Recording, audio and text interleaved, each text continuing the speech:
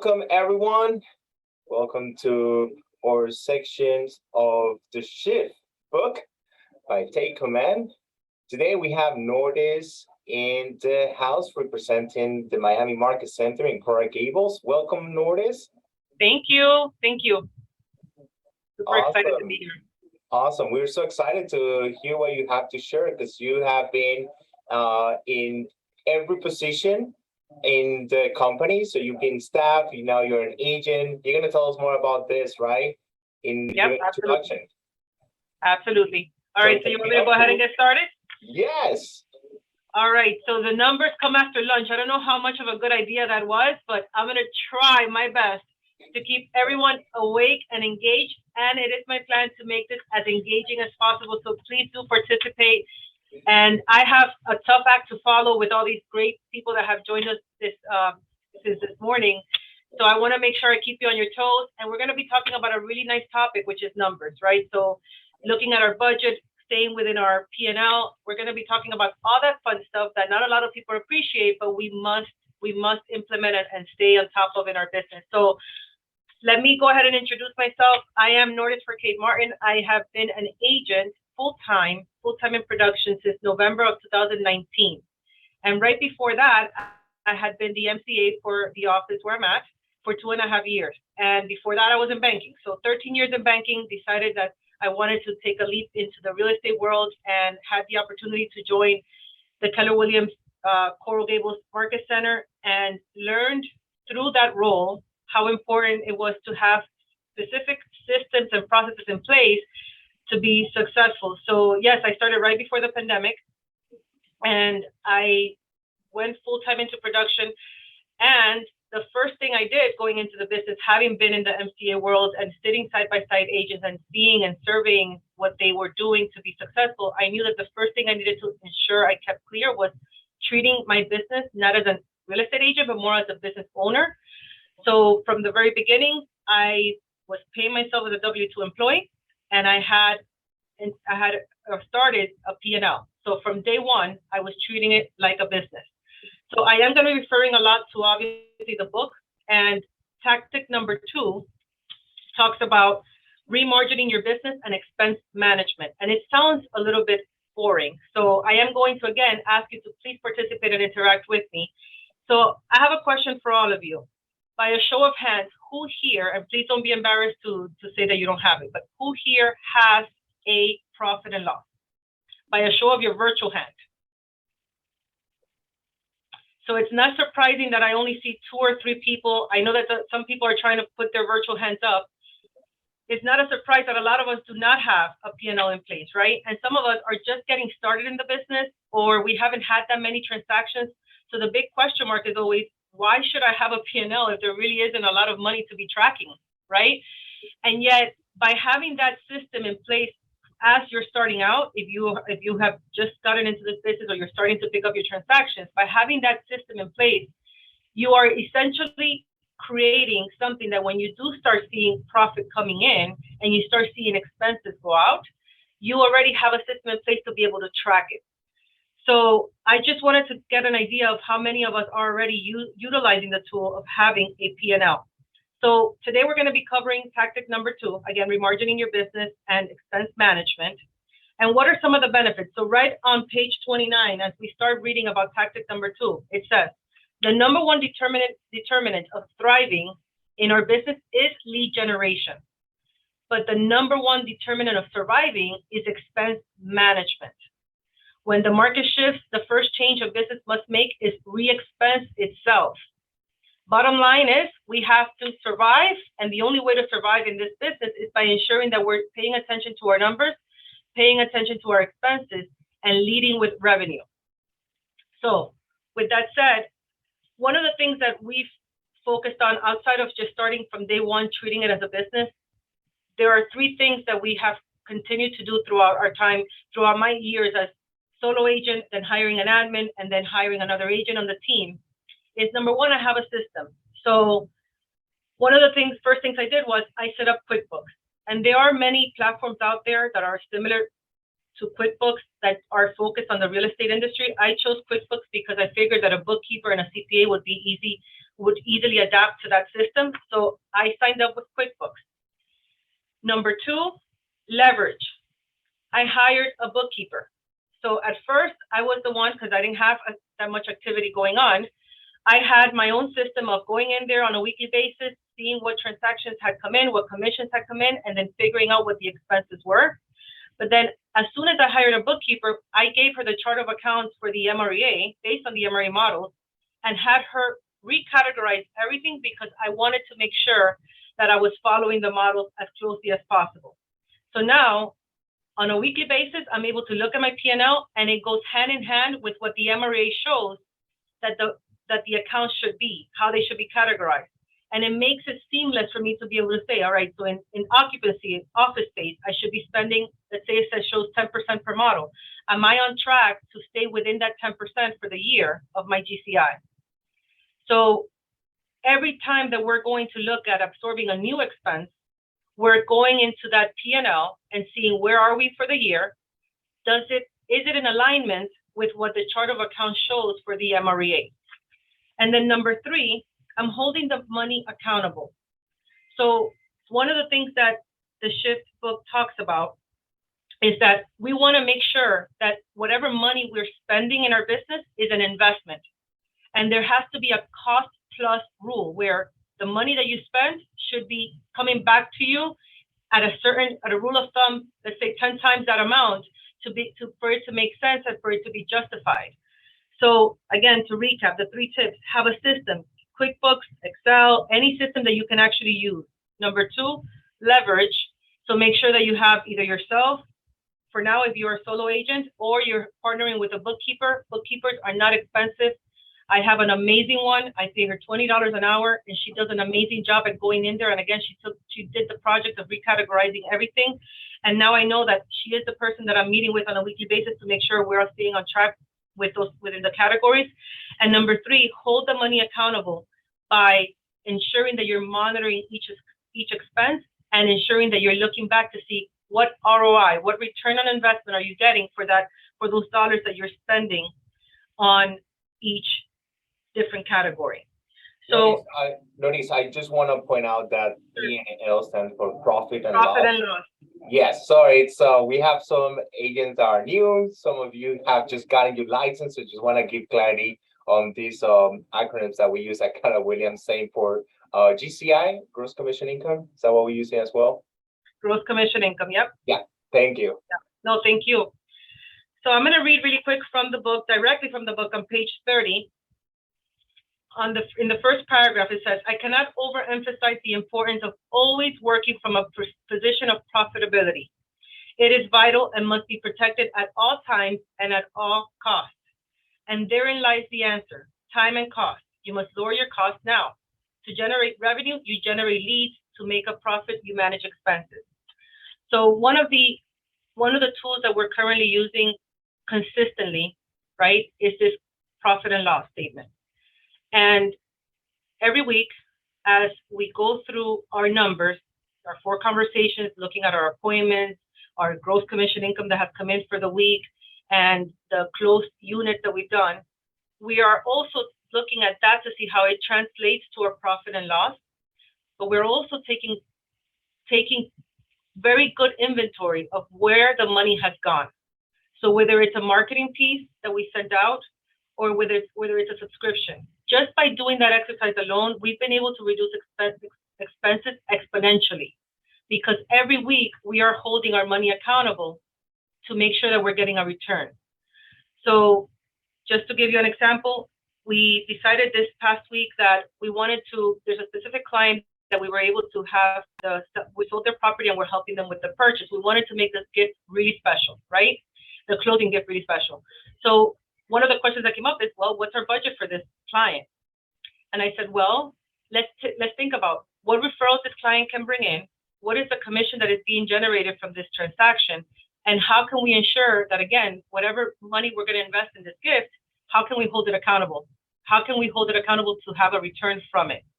So we looked at our P&L, we said, okay, we spent so much money in marketing so far, gifts are going to probably fall into that marketing category. Are we within budget? Can we go ahead and absorb this expense without being thrown off out of the budget? So It goes on to say on page 30 that you can't build a business by cutting back, but you can find your profit and save it. Every business must make a profit. The only true competitive weapon you have as a business person is a margin of profit. If a market shift causes your income to drop, but your expenses don't immediately drop in lockstep with it, then your profit margin is gone, and along with that, your competitiveness. So we've heard throughout today from the speakers that have been here, they're all focusing on pricing strategies, making sure that we're having the right conversations, making sure that we're pricing ahead of the market, making sure that we're doubling down on our lead generation and that our mindset is right. And once we've done all of those things and taken all of those steps, now we're going to be at the receiving end of profit, right? Well, what are we doing? Again, I know I sound like a beaten record, but there's only so much I can say about making sure you're paying attention to those expenses while you're getting that profit coming in. So I'm going to take a quick pause and ask, what are you hearing and what questions do you have around what I've shared? And I've seen that no one here shy from the participation I saw earlier. So come on, work with me here. I want to hear from you. Michelle, Michael, Norma, talk to me. What are you hearing?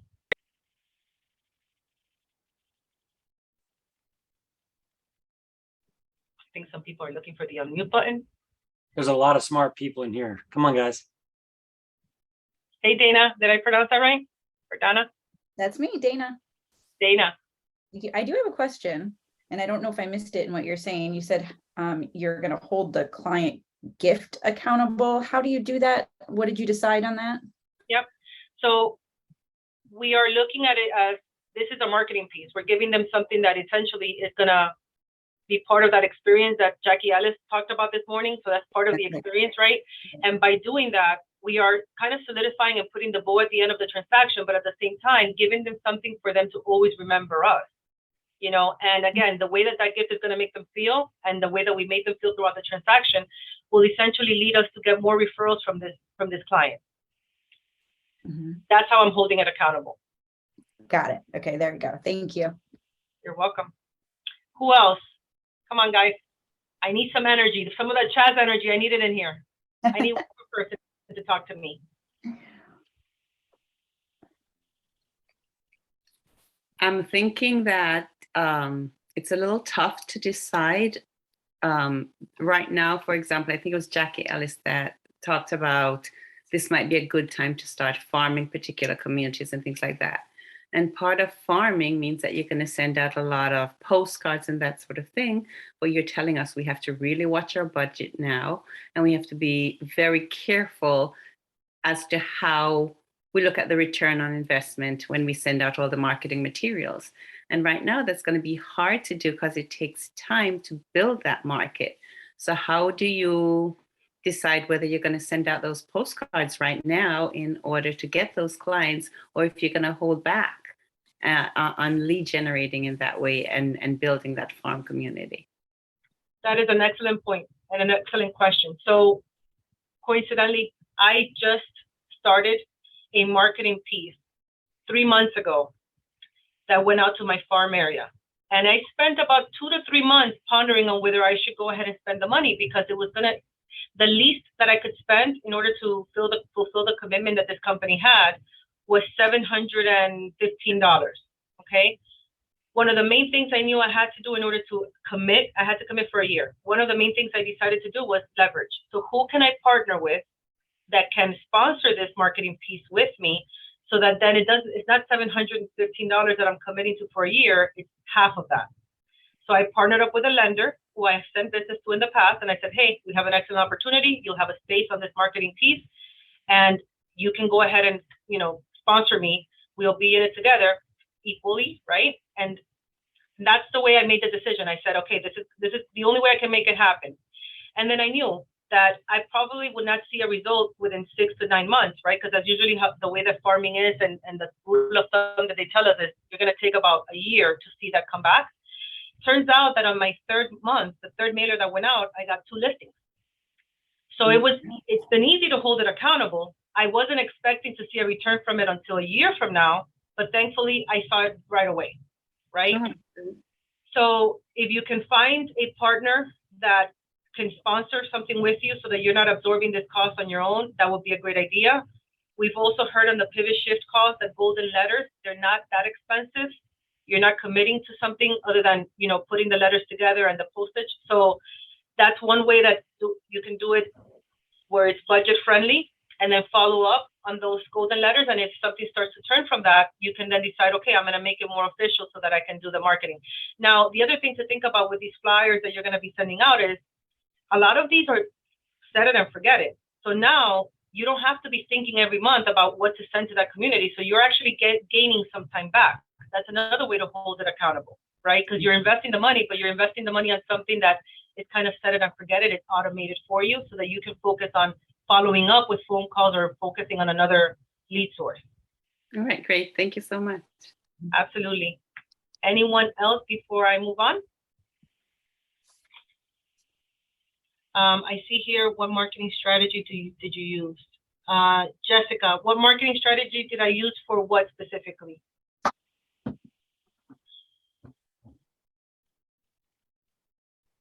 Can you put for the farming? Oh, okay. So I partnered up with a firm that does newsletters for me on a monthly basis. They pull the data from the market, from the specific map that I'm looking to target, and they will generate numbers and graphs and make a really beautiful marketing piece that goes out on a monthly basis, and it's addressed specifically to each owner. And the name of the company that I'm using is called Real Marketing. One of the real cool things about them is that they do exclusivity. So because I am in my zip code, no other agent can go and hire them to do this type of marketing piece. So I'm the only agent right now in that market that is sending out these really nicely designed flyers that has my information on it. I'm a neighbor, so I use it a lot in that farm. And it has all this data that is, again, key. And just because of that, again, I'm getting those phone calls. So it's called Real Marketing. Is there a way we can see a sample? I would love to. Sebastian or Ryan, I'm not sure if there's a way for us to get an email or put it somewhere along with the recording, but I have sample reports that they shared with me when I was starting to design mine. So I'd be happy to share that with you. Thank you. Yes, we do have access to that. If you'd like to drop your email on the chat box, if you'd like to receive this, that will be easier. We can go back to the chats and we can send you this as well. Awesome. So any other questions so far or should we go ahead and continue?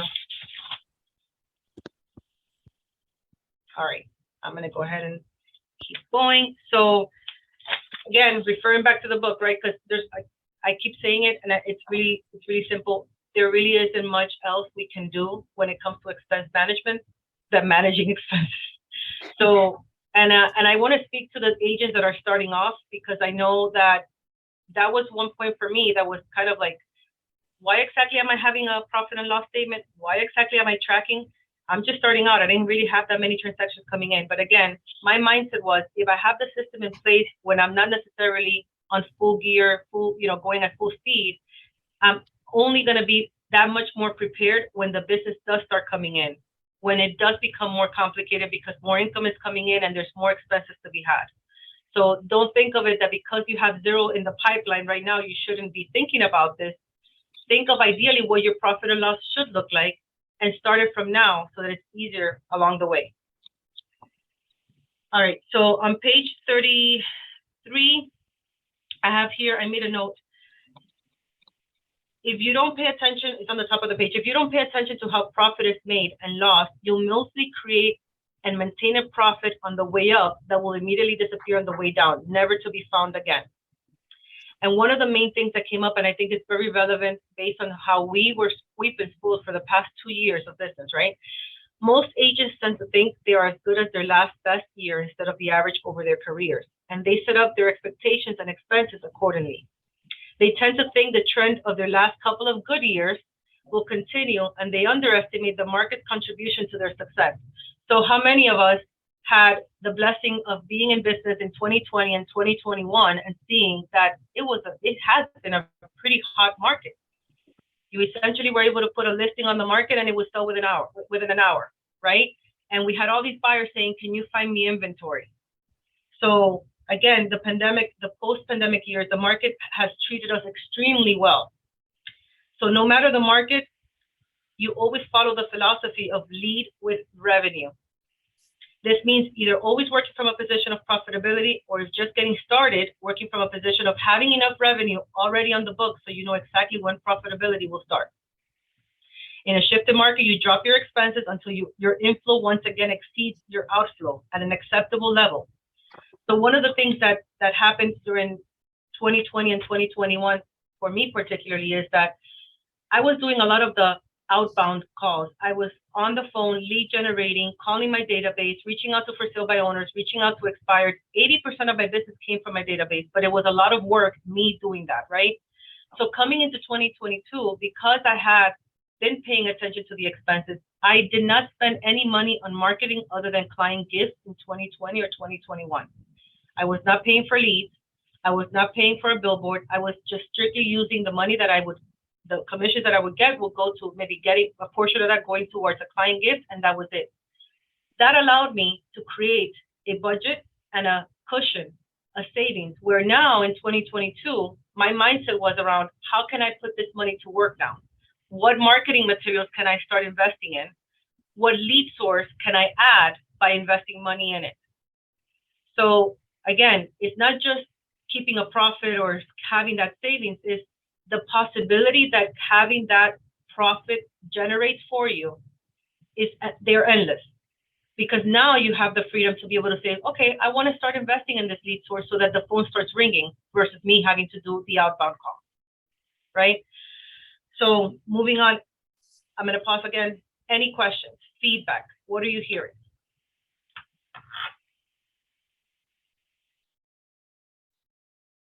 I do have a question. I really like the quote that was on the previous page. I'm trying to remember. It was so fast, but so good. The one that I just read about lead with revenue, maybe? The previous one. There was one that you read before, and I'm trying to look it up. If you don't pay attention to how the profit is made and lost, you'll most likely create and maintain a profit margin. Is that the one? Yes. It's page 33 at the top. Page 33, yes. Yeah, if you don't pay attention to how profit is made and lost, you'll most likely create and maintain a profit margin on the way up that will immediately disappear on the way down, never to be found again. Go for it, Dana. Oh, I was just going to ask you, since you seem to be a wizard at financials, do you set up different accounts for like different things? Not just business and personal, but like different categories of your business, if that's making any sense? So having like, you mean separate checking accounts or bank accounts for like for the marketing pieces or for? Exactly. So and how do you do that? Yep, we haven't done that yet. And I'm not a wizard, by the way. I'm learning all of this, reading these books and masterminding with agents so that I can make sure we're applying the best practices. But thank you for saying that. It hasn't been something that we've implemented yet. However, one of the things I want to do at the end of this year, because we will have a profit, we're going to set up a reserve account. And that's going to be our emergency fund, so to speak. Just like I have it personally, I want to make sure my business has something set up where if we're having some months where the income is not where it should be, we want to be able to know that we have a safety net. I don't know if there's anyone on this call that has separate accounts that would like to share on that. So let me ask you, Dana, what would you think of when you're setting up those different accounts? What purpose would they serve for you?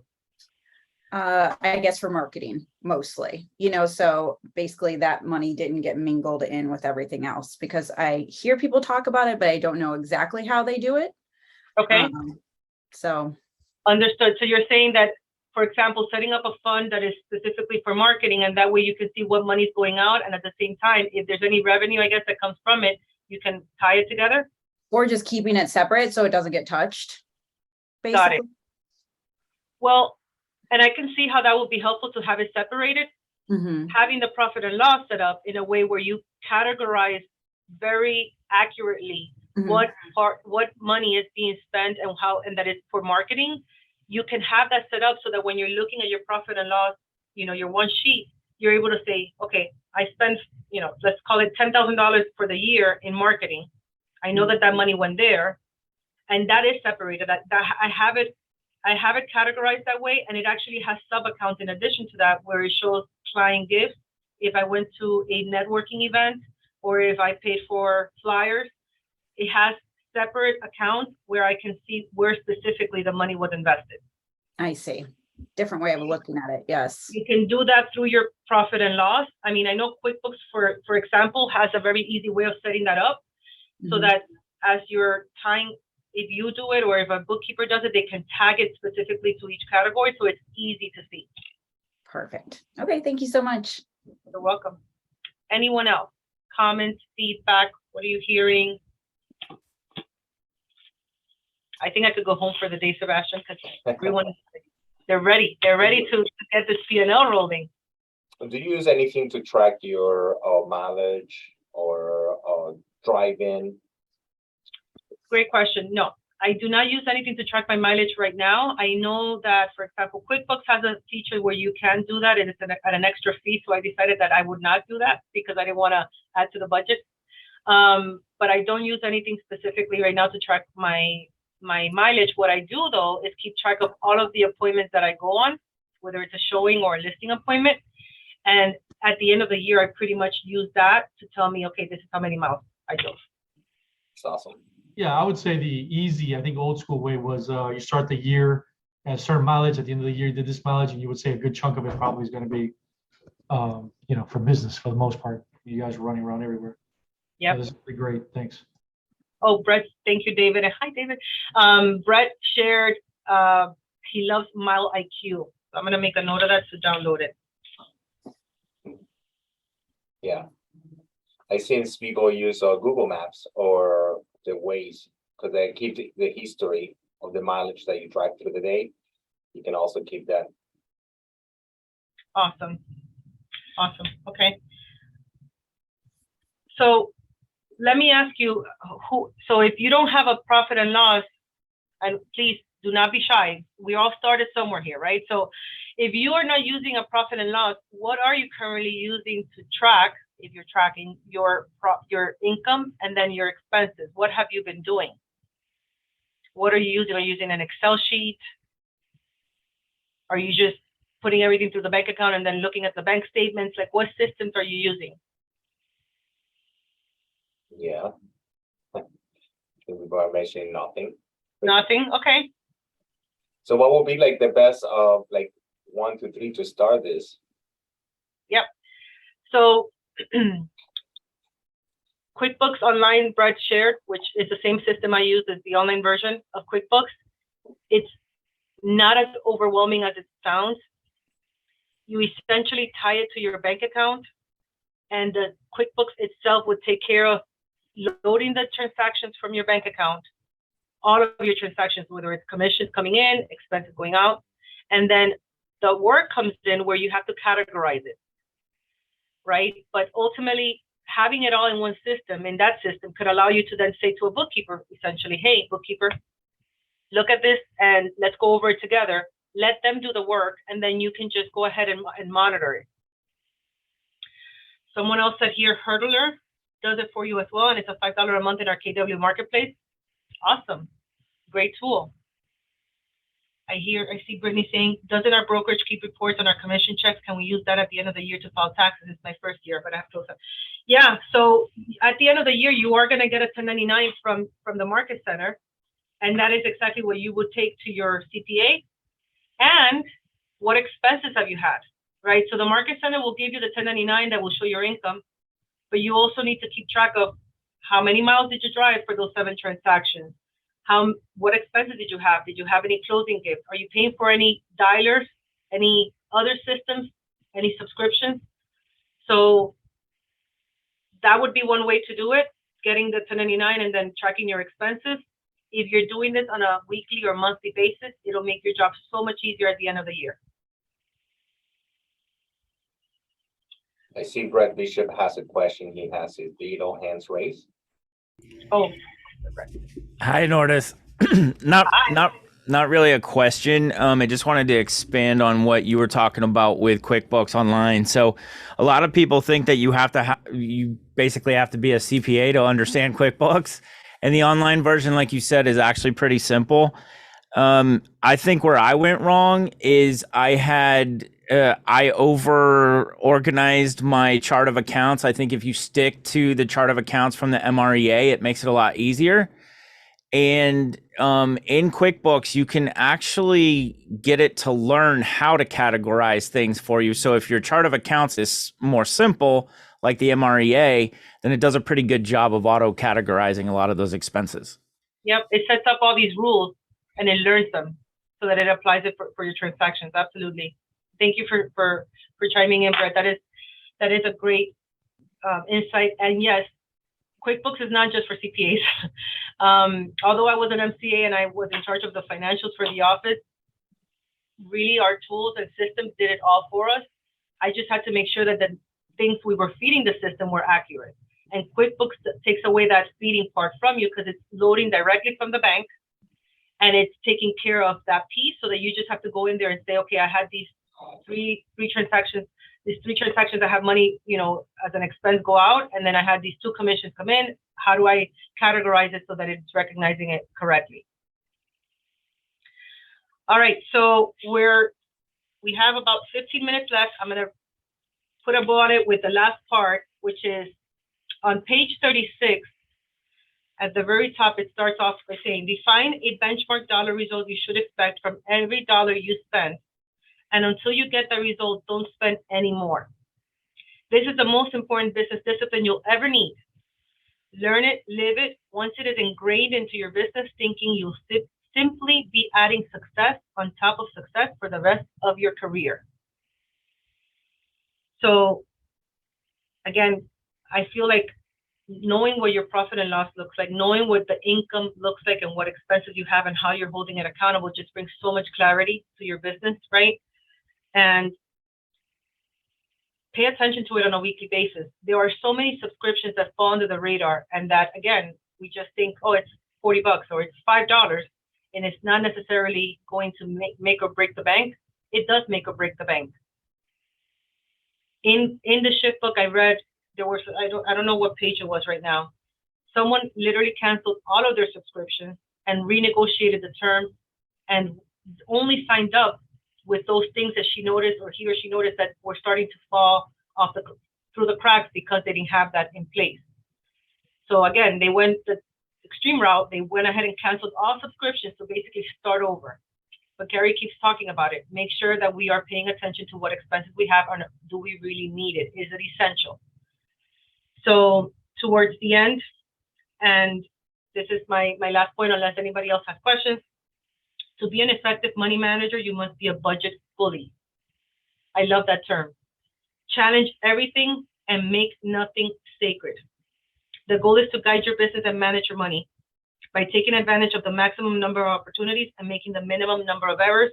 When you lead from a position of profit, your world is full of possibilities. So I wrote down here on the margin, be a budget bully, but make everyone on your team a budget bully. So my director of operations is paying attention to making sure that we're not spending too much money on XYZ. If we ordered marketing materials, we're not just, giving it away. We're being really selective as to how we use it because we want to make sure that we're holding everything accountable. So by her paying attention to those numbers and me making sure that she's paying attention to those numbers, everyone on the team is taking ownership of that, of making sure that the P&L is staying lean. So I'm going to go ahead and open it back up for questions and comments. I'd love to hear from you. What are some things that you feel like you can go out and do right now? What is one thing you can go out and do right now to remargin your business?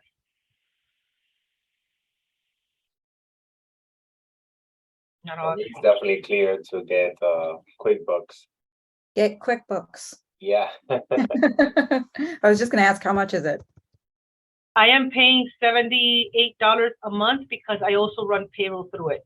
Oh, and by the way, that was one. I didn't elaborate a little too much in this subject, but one of the first things, even though I didn't necessarily have commissions coming in, was set myself up on a W-2.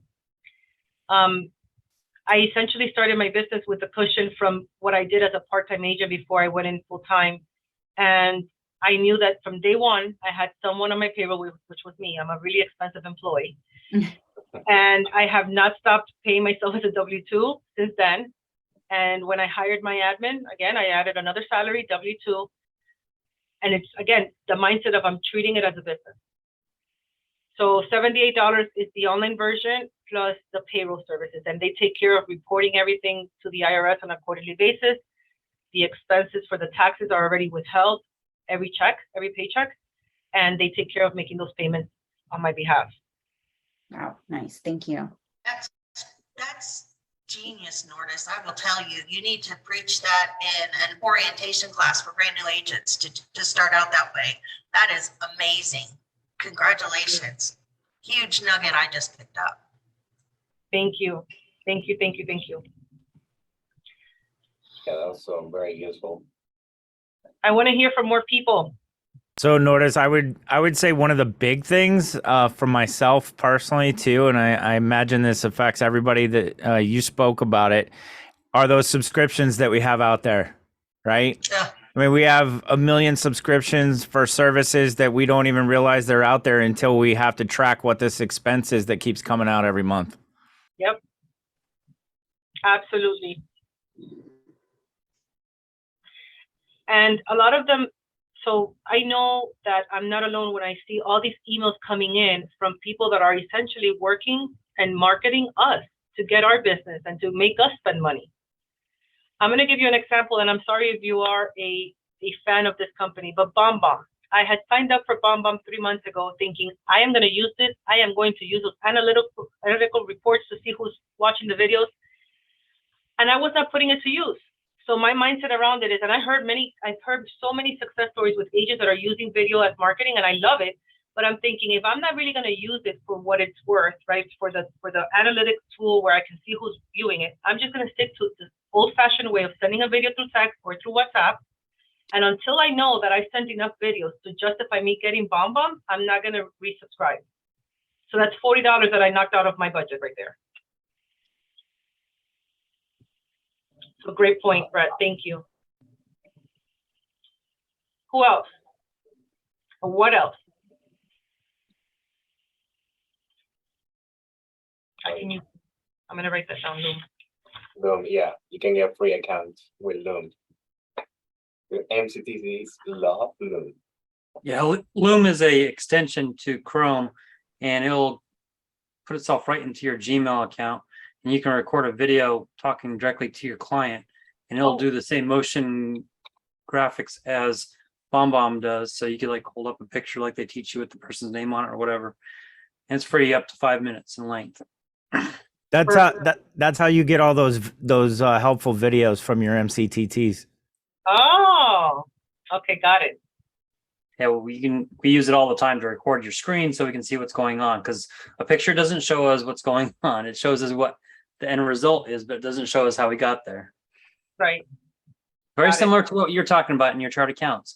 We can see how we got there because we can see the snapshot of your P&L, but we need to go backwards and find out how you got there, which is thinking with the end in mind and knowing all these little things that you did. The beauty of a P&L is going back through it and chasing and finding all those little things that we can cut. Yep. Like a BombBomb. And then when you say that, one of the things that also came to mind is, you know how we're saying we have to hold the expenses accountable? Well, we also have to hold the profit accountable to growing. So one of the most great moments I've had in reviewing the P&L is this clarity that I was able to get from, okay, so last year I ended at X amount in profit. How can I ensure that I'm actually growing? Because in my mind, I was like, well, if I do what I did last year, I'm okay. I survived, right? I'm able to pay myself. I'm able to pay my admin. But is that really why I got into this business and decided to work these crazy hours? And, no, I want to make sure there's growth there. So because when there is growth, then I can, again, open up more possibilities for my talent, for more people, for more systems. So not wanting to beat a dead horse, but the profit and loss just gives you so much clarity as to what you can do and how much you're growing.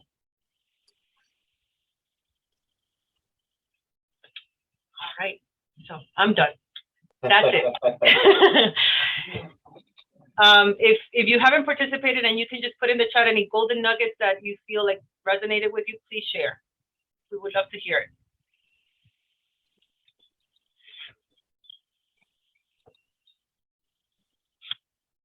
No, Nordis, I'm also gonna ask you, or I can do it for you. Put your information in the chat.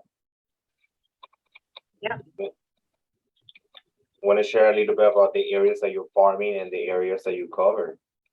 Absolutely. So I am in, I wouldn't say the heart of Miami. Our office is located in the heart of Miami, very close to the Miami International Airport. I live about 15 minutes south, so I cover the areas of Kendall.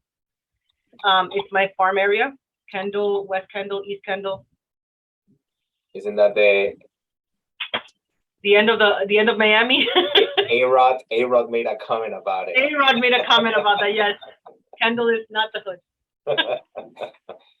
But yeah, that's where I live.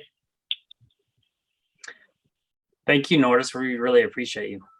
Of course, my pleasure. Thank you so much for allowing me to share, and thank you all for being here and for your questions and the feedback. I really appreciate it. Notice you're also doing a book club on the shift, right? You're starting this This Thursday. This Thursday, and yes, decided to start a book club on the shift, obviously because of the market that we're in right now, but also because I don't like to go at textbooks alone. I like to do it with people that I can mastermind around it with, and that are smarter than me. I think someone mentioned that earlier, that you want to be surrounded by people that are smarter than you. So I figured, why not get amazing agents, whether they're brand new or they've been in the business for a long time, that want to go ahead and digest this book together. So every Thursday at 2 p.m. in our Market Center training room, we will be hosting the book club. So Awesome. if you're in the Miami area, you can pass by 550 Billmore Way, penthouse number 2. You're welcome. This is your house as well.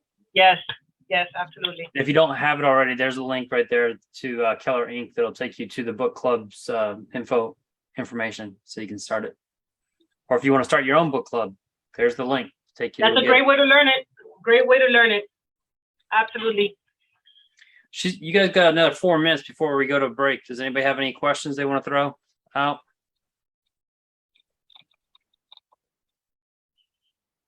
I'm sorry, I gotta add. Sorry, I know me. I gotta jump in. Wait a minute, David. Yes.